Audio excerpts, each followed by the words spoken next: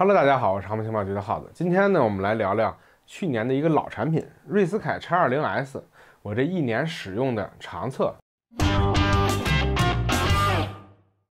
遥控器这个东西呢，我对它的思想还是很传统的。新品牌新控我是不会用的，总担心不靠谱。因为从小这20几年那会儿飞的时候没国产控，只有进口控，所以就一直用什么福特8、GR 什么的。但是这台瑞斯凯 X20S 的出现，打破了我之前的风格。我呢是在去年4月份的时候拿到第一批 X20S， 本来当时想着呀拿它就试试当个备用控，结果这将近1年的时间，原先常用的这个福特8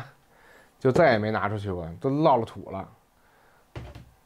当然不是夸这个 X20S 啊，只是经过我的测试，目前使用为止啊，感觉稳定性是完全没问题的。因为我对遥控器的第一要求嘛就是稳定性。去年一开始拿到，我是先拿小泡沫试了试，然后 FPV 拉锯，然后这个遥控器呢，它可以选择内置天线和外置天线。然后我呢是一直使用内置的，然后搭配那个 R10 Pro 和 R8 Pro 接收机啊，1.2公里左右失控返航。而且这个遥控器它还有这个信号监测的功能，就是遥控器信号弱的时候会有语音提示。然后后来就开始用油机，从狼语的那个甲醇机啊，然后到虎哥汽油机，水机也试了。因为都说 2.4G 信号嘛，水上不好使，所以我用摩尔啊飞了飞。后来飞了那个 M33，都完全没有问题。最后呢，我把涡喷也调到这 X20S 上了，里面装了2个 R10 Pro 的接收机，然后也飞了大概30-50个起落，从没出现过不稳定，只是偶尔会在着陆航线4转弯的时候，遥控器报一下信号弱。可能是天线摆放的不对吧，因为毕竟那玩意儿副材机嘛，然后有点碳纤维，但是从来没有出现过失控或者跳舵。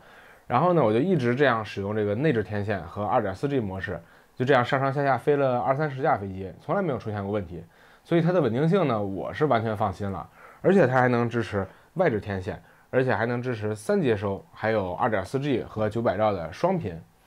哦，对了，有人说这个瑞斯凯会影响别的控，这我倒是没用过，天天在飞场和其他的福特8啥的一块玩，也没人出现意外。下面再说说这个系统的使用感受，这遥控器搭载的是瑞斯凯的这个 ETHOS 系统啊，不定期会在官网上有更新，刷固件呢也不难，就是遥控器插个 TF 卡，把下载的升级包那个文件直接拷到卡里，然后进入它的这个刷机模式。然后等进度条走完就 OK 了啊，很省事儿。然后好像从这个 1.09 开始啊，就有这个中文了啊。这个新系统加上中文，我倒是挺能很快的适应的。反而那个福特8要是变了中文，我是不太习惯。然后我们看看这个系统，这个我们开箱测评的时候已经简单介绍过了，这里就不多说了。然后就是一般我们在这个新建模型的时候啊，这样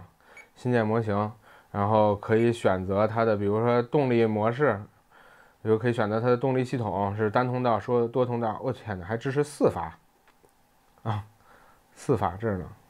啊，然后一般咱们就是单通道嘛，然后进入之后这块选择机翼模式，然后什么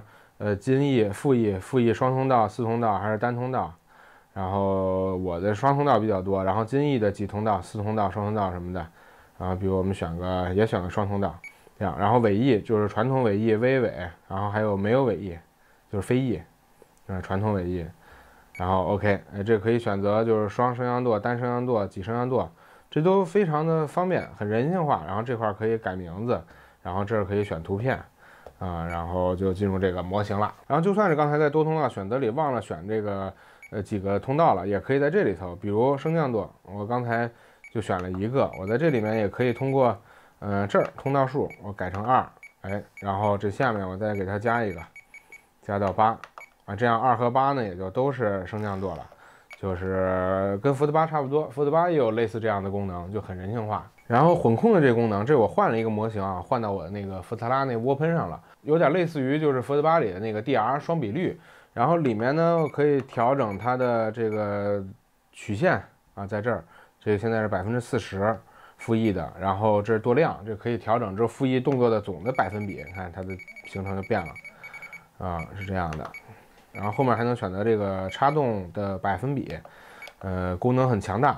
然后呢，它还可以就是加一些混控，比如这个是 FLAP 对，就是金翼对升降舵的，在就动作金翼的时候会给一定的推杆，然后还可以加一些，比如那个副翼和方向的联动，也都是通过这块就可以选择。比如说我就在这选添加混控，然后它这有，你看在哪儿呢？哎，这儿负一对方向舵，然后功能很多啊，什么空气刹车、蝴蝶刹车、疫情进翼，默认的有很多，然后还可以自己去加，就是自定义这个。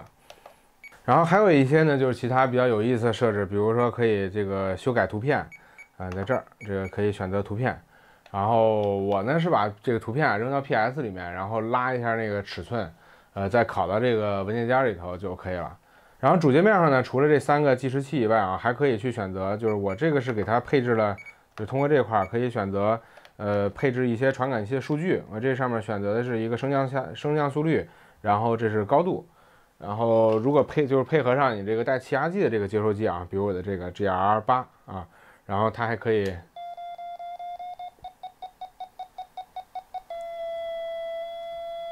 哎，就爬升和下降的时候给你不同的提示音，这还挺有意思。然后系统呢，我主要用的就是这些，其他的什么提示音啊、开机音啊、等当当的什么，大家可以自己再体验体验。总之，这个开源的系统啊，就是功能强大到我是用不过来了。然后这个握感上啊，就这个 X20S 属于这种大板控，所以就是捏杆的玩家啊，这样。这个再带一个托盘啊，就比较合适了。然后它这个出厂嘛，就是这个我开箱测评的时候说了，这还有2套，这个2个套呢就可以增强像我这种这个摁杆玩家的这个握感，这个握感呢也还可以。然后这个开关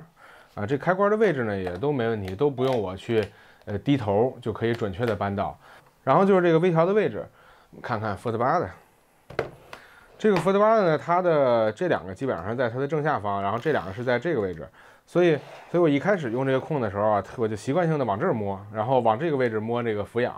和油门，然后后来慢慢习惯了啊，发现啊这样的也还可以。